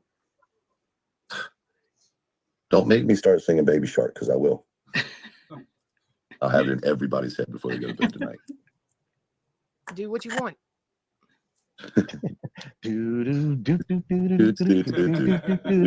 God, that's doing I hate that. Oh God, that's gonna be used I tomorrow. hate Baby Shark. Yeah, I'm annoying. just gonna quit. Come on, Clue. Okay, so looking at go. what you have posted here on your map. So everything that's in this picture is inside of a 5-mile radius. So Okay. everything in this picture is inside of a 5-mile radius. Okay, there you go. Now, let's see. North from beach, right? Or northeast or northwest? So right in that, and let's just call it the dirt spot right in the middle. Yeah. Okay, that's the new subdivision being built, by the way. Yeah. So ours is directly to the left of it, but call it the same vicinity area. So if you moved north, New Hope Road Church of Christ is within 5 miles. Okay. So I would say just outside of that. Past here. Yep. Okay. So you're going to find out a lot of this area is very, very wooded. You're going to have different traverse of terrain there. I mean, hills, flats, hollers, ravines. You're going to have all kinds of stuff in these areas. But north, northwest, and northeast. Okay. And I mean, keep in mind, whatever people do, please just knock on folks' doors and get permissions. Because I mean, you start walking back in there, there's a lot of deer stands, a lot of deer hunters back in that area. I think we're still in turkey season for the spring. But yeah, There's definitely a lot of heavy growth throughout this area specifically. yes. Has anybody contacted Long Hollow Church of Christ? Is that what you said it was? Are you talking about going north? It's New Hope. New Hope. Has anybody contacted them to see if they have searched their property? Yes, they have. So everybody in that, like all those major areas around here, nobody has really said no. And as far as they know, like the churches, everything that's open, that church parking lot is very open. It's a small church. It's not a huge one at all. Okay. Broken Spur Ranch is actually over there. They got a good piece of property. They've searched over there, and in fact, they've even provided some of the horses that were on horseback. Yeah. During the initial search. He was involved with that. Yeah, I mean, looking at this area specifically, like that's all woods and stuff right there. So I mean, people that's been searched, right? Some of that's been searched. A lot of that has been searched. Okay. That's what I'm saying. If we start in that area and we start pushing north, northeast, and northwest, pushing out in those areas, just like permission to be on property is a huge thing. And with it being spring, warmer weather, Well, Don't go out there unless you've got high over the ankle boots. And I would probably almost go to say you probably shouldn't go out there unless you got snake proof boots. Well, you Yeah. know, We're getting it. one of the things that would, I mean, people act like getting permission is hard. If one or two people from each group went the day before and, you know, circled this entire area and went to each one of the doors, left a note on the door with the contact number, you know what I mean? We're talking about, you know, Tennessee. Most of these people are going to be more than okay with you coming on, or, you know, with the search going on. Most of them are not going to give a hard time.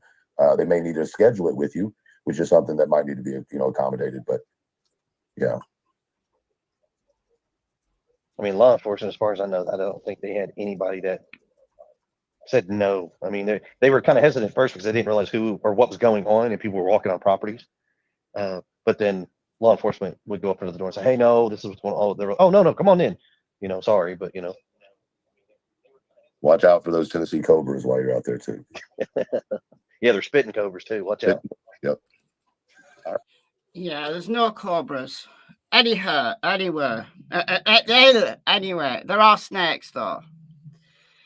That, in my opinion, was the most important piece of information that anybody on any live stream has gleaned from any of the family members. There is a reason why Chris is asking people to push north. And if you've been watching my videos and you've been watching my live streams for weeks now, I have been saying search north. It's obvious beyond a shadow of a doubt that if Sebastian had wandered off, that's the direction he went in. And that's where all of the people who are searching, who are spending their time searching, need to focus. Everybody needs to push north. Relying on the theory that Sebastian's dead body is somewhere between Hendersonville and Memphis is insane. People who are searching based on what a spirit box has told them or what some dangling pendant has told them is insane. It's nothing but noise. It's content for creators, for people who are lapping it up and giving them donations because that's what they want to hear. But the real facts of this case is Sebastian went north. If he wandered off of his own volition and wasn't picked up by someone like a predator, if he was picked up by a predator, and by a predator I mean a human predator, not a non-human predator like a snake or a bear, he could have been bitten by a snake. It could be that simple. But that doesn't create juicy content for people who are doing these hours and hours and hours of calling shows with wilder and wilder and wilder theories. Doesn't titillate people. It's not a pantomime. It's not pantomime enough. All right. Now, I have something that I've prepared earlier. I'm going to have to share a different way because Google Earth Pro is a standalone program and it doesn't let me do it any other way than this, strangely. All right, Google Earth Pro. I'm going to have to sort out all of these tags because they're getting insane. All right, search area, Sebastian. Okay. Woo! That is a 5-mile radius. That is what the initial searchers did. That's what law enforcement covered. 5-mile radius. So, yes, they went south. Yes, they went east. Yes, they went west. They did a 5-mile radius. The south, it takes you to the banks of the Cumberland River, takes you into the town of Hendersonville. But Sebastian didn't go this way. Sebastian didn't go this way. He went north. So all the searches from now on need to push north. Okay.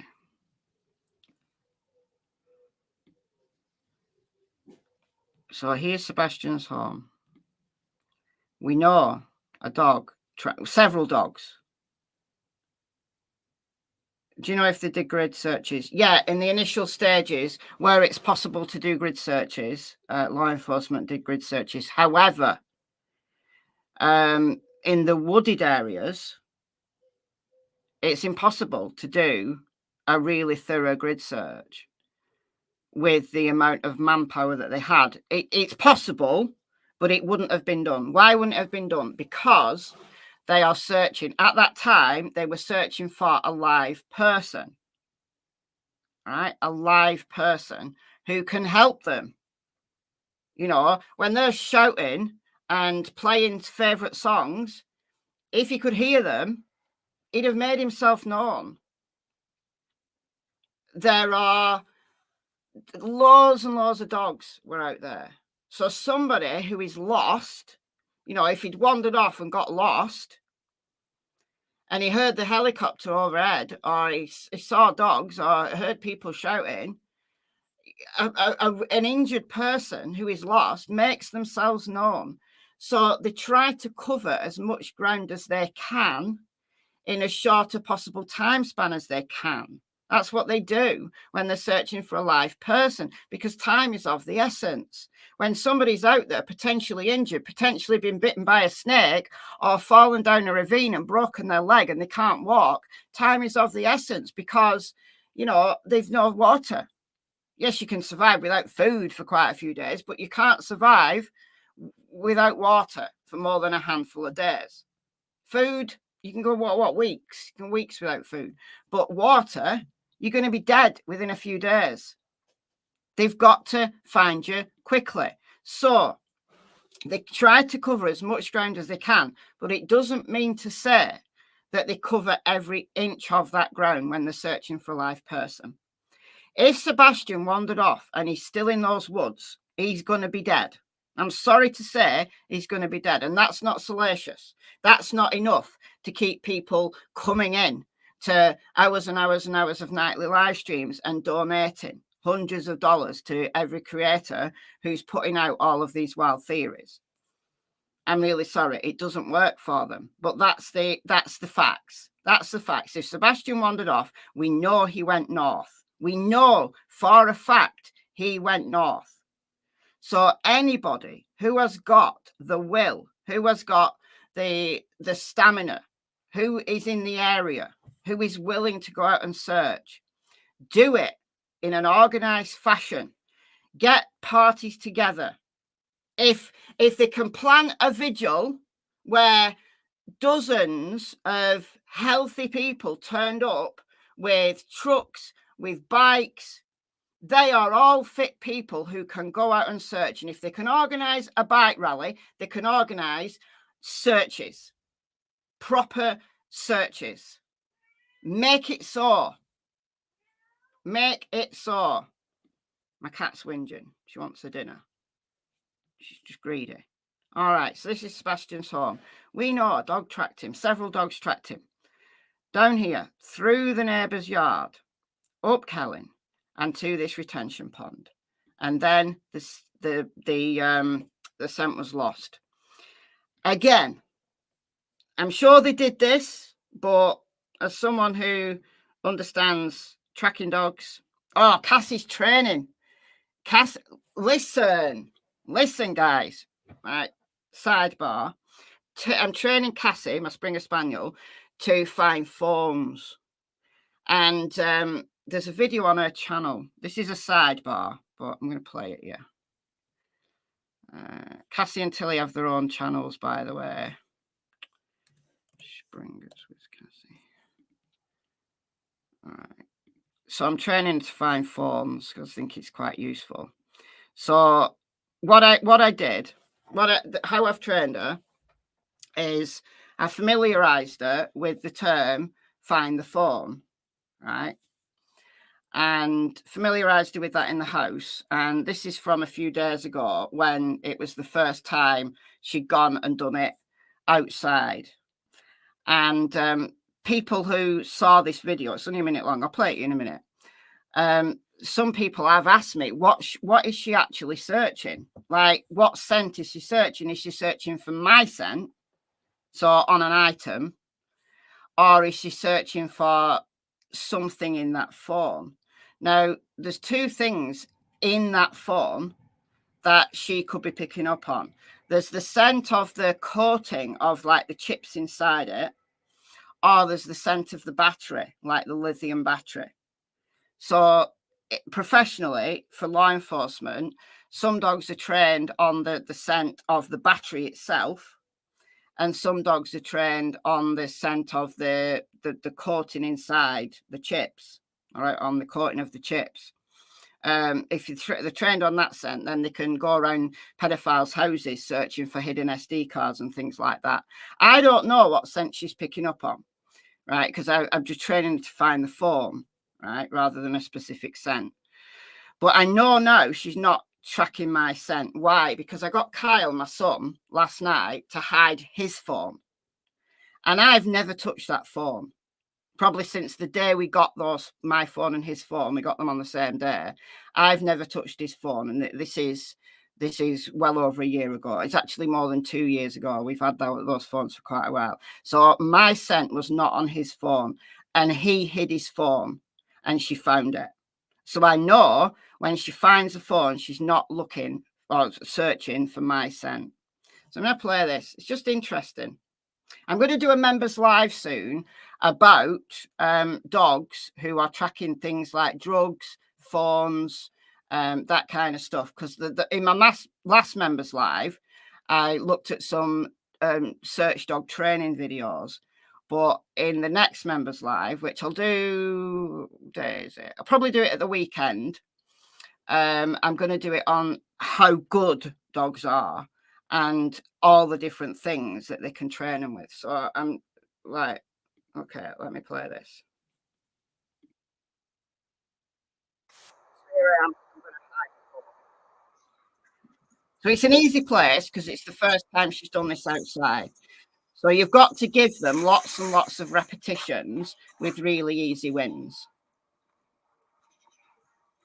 So she's inside when I did this.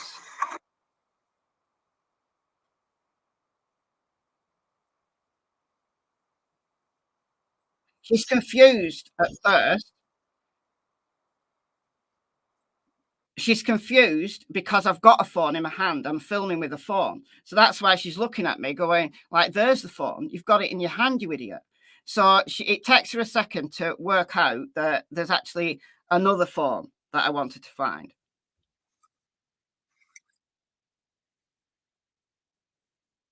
Those are holes that Noodle digs. This is what Noodle likes to do with his time. Dig holes. And then I have to fill them in with stones.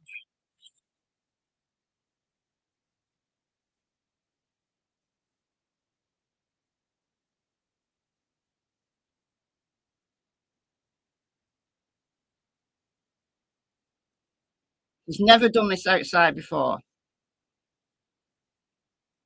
She went and had a look on the table. Now she's going to start using her nose. Boom.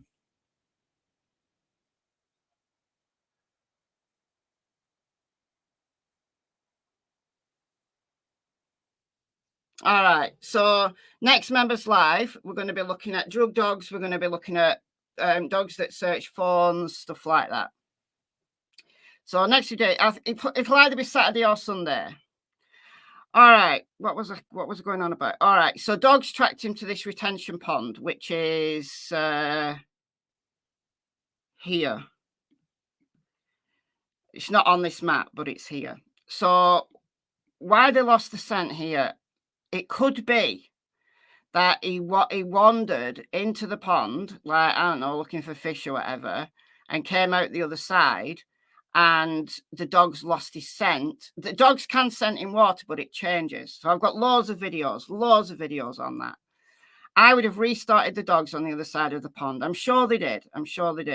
I would have also restarted the dogs on this fence line, hedge line here, because that's where scent would pool. But if he got to this road, if he wandered up and got to this road, then this is an artificial surface. And if he walked along this road for a while, the artificial surface would have lost his scent. And if he went out, I don't know, after Katie went to bed, by the time the dogs got out there, he's got a 7-hour start. And the scent on this road would most likely have dissipated by then. So I think that's why they lost his scent. However, this is just assuming that he carried on north, went to play in the woods, went to, I don't know, wander about in the woods, and he got lost or bitten by a snake or fell down a ravine, and sadly he's died. So the 5-mile radius takes you past New Hope Road. So much of this woodland is simply woodland. This is New Hope Road, where there are new houses, houses with big plots. They've all been searched, but Sebastian could have been moving about for days and days and days. This is why law enforcement were saying to landowners in this area, search your property twice a day. You know, in the time that he could have been alive. And it's hilly. You don't realise how hilly it is. There's ravines, there's caves. The terrain's not really bad. It's not mountainous, it's just hilly. But there's lots of hazards. So if you do go out searching, make sure you're fit. Make sure you've got, some support yourself. Don't go out on your own. Snake proof yourself. But it takes, the 5-mile radius goes all the way past New Hope, almost to the town of Whitehouse. This White House here. So for searchers, I would like to see this entire area searched north, this entire area. So start at the construction site, and parties go north, northeast, northwest. And if he's deceased, if he's not been kidnapped, he's there. He's there. If it's not an abduction scenario, he's there.